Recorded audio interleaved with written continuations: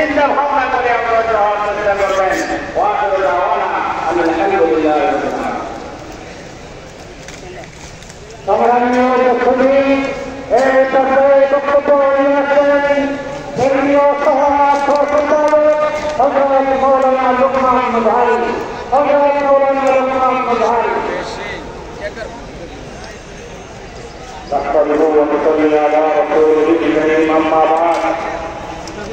আমি তিনটা কথা বলতে চাই। 2013, 21 এবং 24-এর আন্দোলনে যে সকল ভুল হত্যা করা হয়েছে, ইসলামের নেত্রী শেখ হাসিনা সহ